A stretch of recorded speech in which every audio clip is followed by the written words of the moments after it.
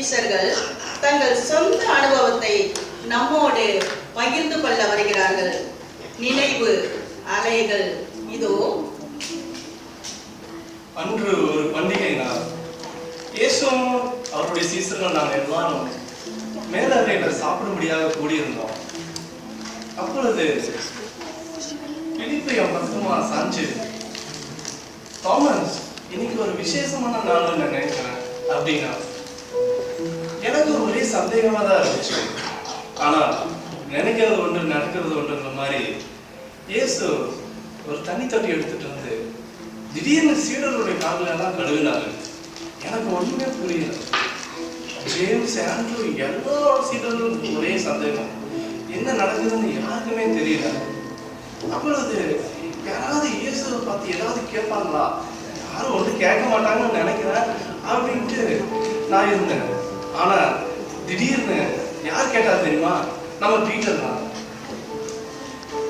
ஆண்டவராகிய இயேசு கிறிஸ்து இவங்க கால்களை எல்லாம் கழுவிட்டு இருக்கிறாரு. இவங்க எல்லாம் அமைதியா உட்கார்ந்து காலை கொடுத்து நல்லா கழுங்க ஆண்டவரே அப்படின்னு சொல்லி உட்கார்ந்துருக்காங்க. எனக்கு ஏன் பக்கத்துல வந்து ஆண்டவராகிய இயேசு கிறிஸ்து வந்து அன்னைக்கு காலை கழுவ வரும்போது நான் சொன்னேன், ஆண்டவரே நிச்சயமா நீங்க என்னுடைய கால்களை கழுகலாமா அப்படின்னு கேட்டேன். அப்ப அவர் சொன்னாரு, இல்ல கால்களை இப்பொழுதுக்கு எனக்கு இடம் கொடு அப்படின்னா. அப்புறம் திருப்பி நான் சொன்னேன், இல்லப்பா ஆண்டவரே நீங்க நிச்சயமாக என்னுடைய கால்களை கழுவக்கூடாது அப்படின்னு சொன்னேன். அப்படி என்ன நீ என்ன கழுதுக்கு இப்ப இடம் கொடுக்கல, உன்னிடத்துல எனக்கு பங்கு இல்லை அப்படின்னு சொல்லிட்டாங்க. அப்ப நான் சொன்னேன், இல்ல இப்ப கால்களை கழுவுறதா இருந்தா சொல்லுங்க, அப்படின்னு என்னோட உடம்பு முழுவதையும் கழுகுங்க அப்படின்னு நான் சொன்னேன். இல்ல நீங்க கழுகுறவன் வந்து சுத்தமாகறவன் வந்து கால்களை மட்டும் கழுவினா போதுமானது, சுத்தமாகறான் அப்படின்னு சொன்னார். அப்புறம் நீங்களும் இப்பொழுது சுத்தமாகிறீர்கள் அப்படின்னு சொல்றாரு. அப்புறம் ஆனாலும் எல்லாரும் அப்படி அல்ல அப்படின்னு சொல்றாரு. எங்களுக்கு ஒன்றும் புரியல. சரி, கடைசியா நான் என்ன பண்ணேன், காலை கழுவுறதுக்கு ஒப்புப்பட்டுட்டேன். காலெல்லாம் கழுவி முடிச்ச உடனே ஆண்டவர் சொன்னாரு, நீங்கள் வந்து என்னை ஆண்டவரே போதவரே என்று சொல்லுறீங்க. ஆமா, நீங்க அழைக்கிற மாதிரி நான் ஆண்டவரும் போதவருமாக இருப்பேன். ஆண்டவரும் போதவருமாக இருக்கிற நானே உங்களுடைய கால்களை கழுவும் பொழுது நீங்களும் மற்றவருடைய கால்களை இதை மாதிரி கழுக வேண்டும் என்று எங்களுக்கு அதை உங்களுக்கு சொல்லி காமிக்கிறதுக்காக தான் நான் இதை செஞ்சு காமிச்சேன் அப்படின்னு சொன்னார். அப்புறமா ஆண்டவர் சொன்னாரு, ஊழியக்காரன் வந்து எஜமான விட பெரியவன் அல்ல, அனுப்பப்பட்டவன் அனுப்பினவரை விட பெரியவன் அல்ல அப்படின்னு சொன்னாங்க. அப்படின்னு சொல்லிட்டு எங்களுக்கு இன்னும் நிறைய தாழ்மையை குறித்து கற்றுக் கொடுத்தாரு. ஒருவருக்கு ஒரு அன்பாய் எப்படி இருக்கணும் அப்படின்றத கற்றுக் கொடுத்தாரு. இன்னும் நிறைய காரியங்களை கற்றுக் கொடுத்தாங்க. அதன் பிறகு என்னாச்சுன்னா இயேசு கிறிஸ்து சீடர்களுடைய கால்கள் எல்லாம் கழுவின அப்பத்தையும் திராட்சரசத்தையும் எடுத்து அதை எங்களுக்கு எல்லாம் ஆசீர்வதித்து எங்களுக்கு எல்லாம் கொடுத்து இது ஒரு புது உடன்படிக்கை என்றார். அதன் பிறகு எங்ககிட்ட அவர் கேட்டாரு. அதை கேட்ட எங்களுக்கு எல்லாம் ஒரே ஷாக். இன்று இரவு நீங்க எல்லாரும் எங்க கொண்டுள்ள விசுவாசத்தை இழந்து போவீங்க அப்படின்னாரு. எனக்கா எப்படி இவர் மேல உள்ள விசுவாசத்தை இழக்க முடியும்? எவ்வளவு அற்புதங்கள்! குருடருக்கு கண்களை திறந்தாரு, செவிடர்களுக்கு காதுகளை தந்தாரு, முடவர்களை நடக்க வச்சாரு. இவர் மேல உள்ள விசுவாசத்தை இழப்பதா? இது ஒருபோதும் கூடாத காரியம் என்று நான் நினைச்சது எனக்கு இன்னைக்கு ஞாபகம் இருக்கு. ஆனா நான் அமைதியா இருந்துட்டேன். அப்படியே எல்லாருமே அமைதியா இருக்கிறாங்க. நான் எப்படி அமைதியா இருக்க முடியும்? நான் சொன்னேன், ஆண்டவரை நிச்சயமாக முடியாது. எல்லாரும் உங்களை விட்டு பிரிந்தாலும் சரி, நான் உங்களை விட்டு பிரிய மாட்டேன் அப்படின்னு சொன்னேன். நாங்கள் என்ன 3 வருஷமா ஆண்டவரோட கூட ஊழியம் செஞ்சுட்டு இருக்கிறோம். அவர்கள் செய்த அற்புதங்களை எதிர்ப்பு பார்த்துருக்கிறோம் கண்ணால. இவர் ஒரு ரட்சகர், நம்முடைய ரட்சகர் என்று நாங்கள் விசுவாசிக்கிறோம். இப்போ எப்படி ஒரே நாள் ராத்திரியில வந்து நீங்க என்ன வந்து மறுதளிச்சிடுவீங்க, நீங்க வந்து விசுவாசத்தை இழந்து போவீங்கன்னு எப்படி அவருக்கு சொல்ல முடியும்? அப்புறம் நான் சொன்னேன், நிச்சயமாக ஆண்டவரே, நான் யார் உங்களுக்கு பிரிந்தாலும் நான் உங்களுக்கு பிரியவே மாட்டேன், உங்களை மறுதளிக்க மாட்டேன் அப்படின்னு சொன்னேன். அப்புறம் ஆண்டவராக இயேசு கிறிஸ்து ஒரு புன்முறுவலோடு எங்க சொன்னாரு, நாளைக்கு காலையில சேவல் கூறுவது என்பதாக 3 முறை நீ என்னை மறுதளிப்பாய் அப்படின்னாரு. ஆனா நிறைய காரியங்கள், நிறைய உவமைகளை சொல்லியிருக்கிறாரு, நிறைய கதைகளை சொல்லியிருக்கிறாரு. ஆனாலும் எனக்கு அந்த சில நேரங்கள்ல அந்த இடத்துல எங்களுக்கு சட்டமே புரியாது.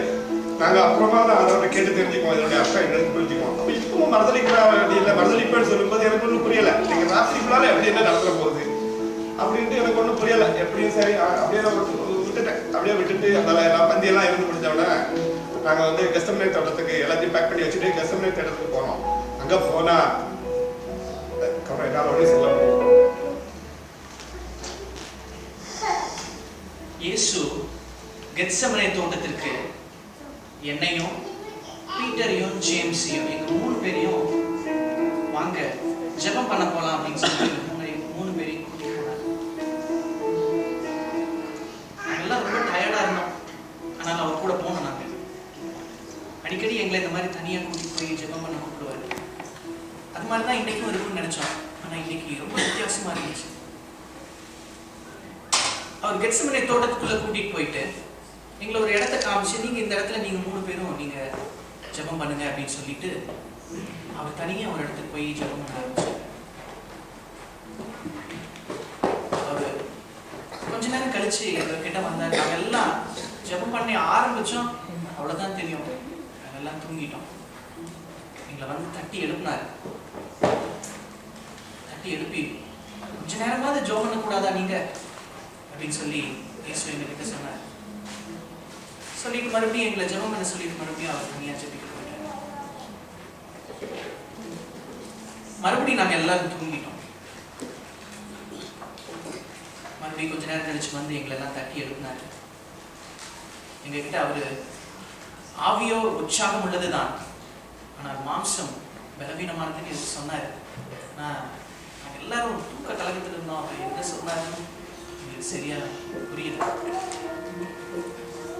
மறுபடியும் அவர் தனியா ஜெபிக்க போயிட்டாரு. நாங்க எல்லாரும் தூங்கிட்டோம்.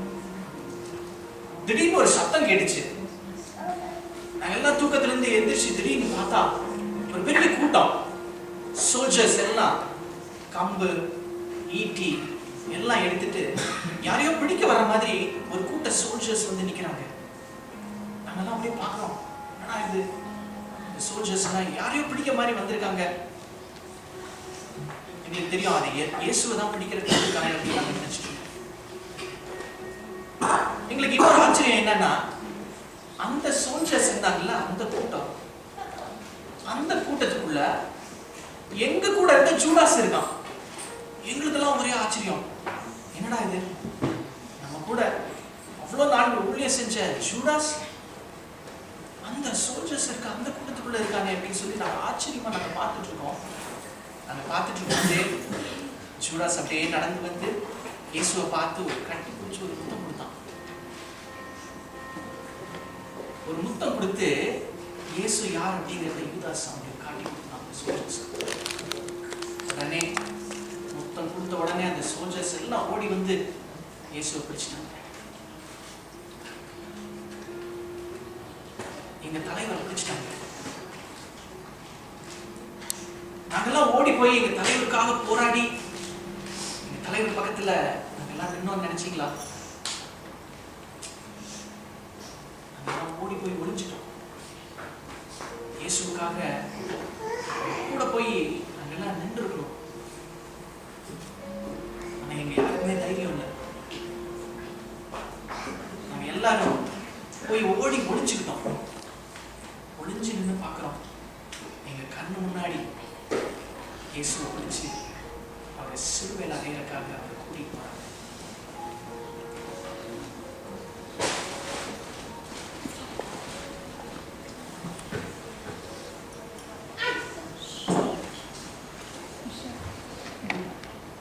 நான் அன்னைக்கு இயேசுவை சிலுவையில் அடைஞ்சது நான் தான். பாருங்க, நான் வந்து ஒரு செஞ்சுரியன்னா 100 போர் வீரர்களுக்கு நான் ஒரு அதிபதி. பிளாத்து வந்து அவர் ஒரு கவர்னராக இருந்தார். அவர் என்ன சொல்றாரோ அதை செய்து தான் என்னோட வேலை. அன்னைக்கு நான் என் கடமையை தான் செஞ்சேன். ஆனா என்ன நடக்குது, ஏது நடக்குதுன்னு எனக்கு ஒண்ணுமே புரியல. எதுக்காக ஒரு பாவமும் செய்யாத இயேசுவை வந்து சிலுவையில் அறையணும்னு இந்த மக்கள்லாம் கேட்டுக்கிட்டாங்க. பிளாத்து எதுக்கு அந்த மாதிரி ஒரு தீர்ப்பு வழங்கினாரு எனக்கு புரியல, ஒண்ணுமே புரியல.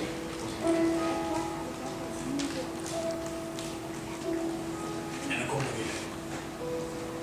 நான் ஒரு முரடை, திருட்டு கொலை இதெல்லாம் வந்து எனக்கு ஒரு கைவந்த கலை.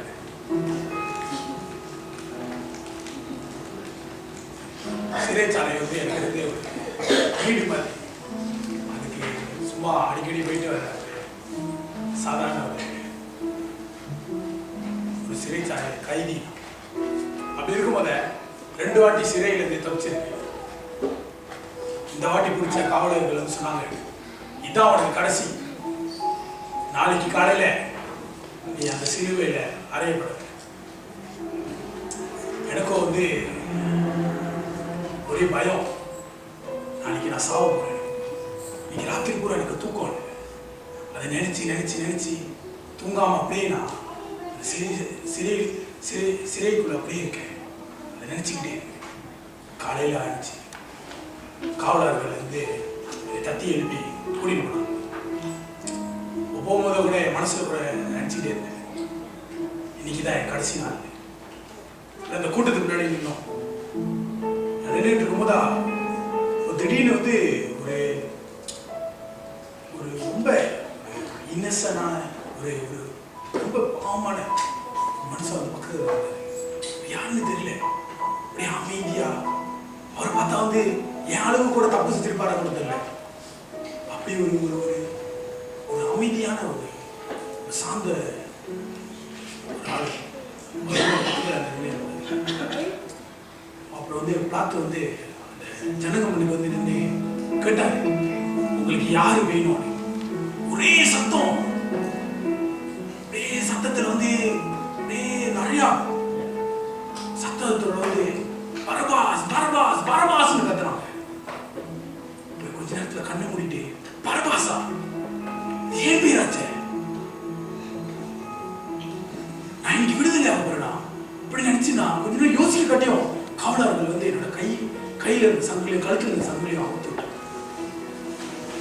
ஐயோ நான் விடுதலை ஆயிட்டேன் அப்படி சொல்லிட்டு நான் நடந்து போகும்போது என் பக்கத்துல அந்த இன்னொரு கைதி இருக்கும்போது ஒரு ஒரு ஒரு கைதிக்கு வந்து இந்த மாதிரி ஒரு தண்டனை வந்துருச்சுன்னா கத்துவாங்க, கத்துருவாங்க, தள்ளி விடுவாங்க. நான் அவர் எதுவுமே அந்த மாதிரி பண்ணல, அப்படியே அமைதியா நிக்கிறேன். நான் பார்த்தேன், நான் அந்த நிலைமையில இருந்தா கூட காவலர்கள் எல்லாம் தள்ளி விட்டு இப்படி ஓடி இருப்பேன். நான் அவர் எதுவுமே பண்ணல, அப்படியே அமைதியா நிக்கிறேன். அவர் யாரு, அவரை பத்தி தெரிஞ்சுக்கணும்னு சொல்லிட்டு அவரோட கொல்கத்தாக்கு நாடு சென்றேன்.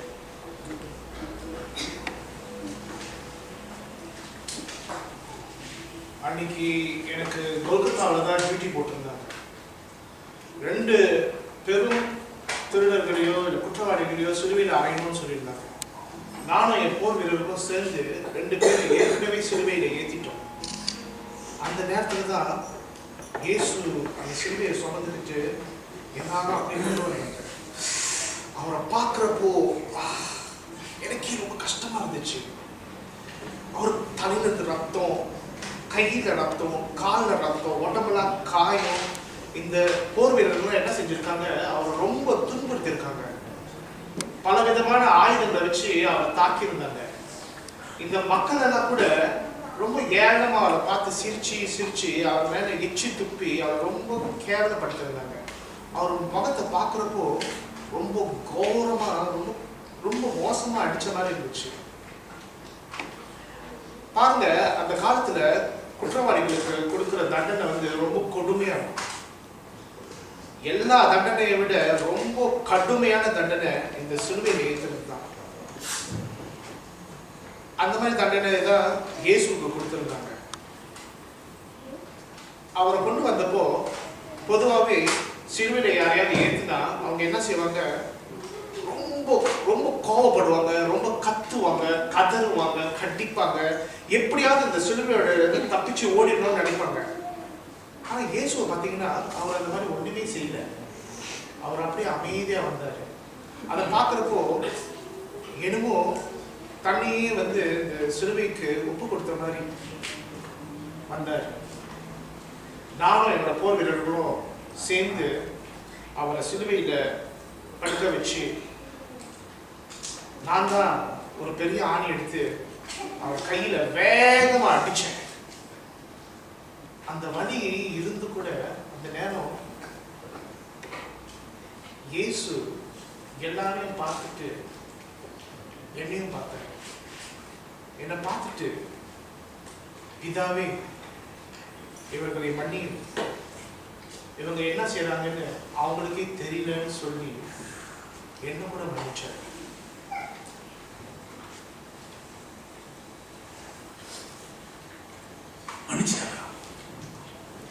எல்லாரையும் மன்னிச்சிட்டாரா? இந்த பாவியும் மன்னிச்சிட்டாரா? நான் தானே அந்த சிலுவையில் அறையப்பட வேண்டியது. எனக்காக அந்த சிலுவையில் அவர் அறையப்பட்டார். நம்மளுக்காக அந்த சிலுவையில் அவர் அறையப்பட்டார். இதை நினைச்சு நான் அவர்கிட்ட ஒப்பு கொடுக்கணும்னு ஆசைப்பட்டேன். நான் அங்கேயே இருந்து அவர் அந்த சிலுவையில் அறையப்பட்ட அவர் அப்படியே தொங்கி இருந்தார்.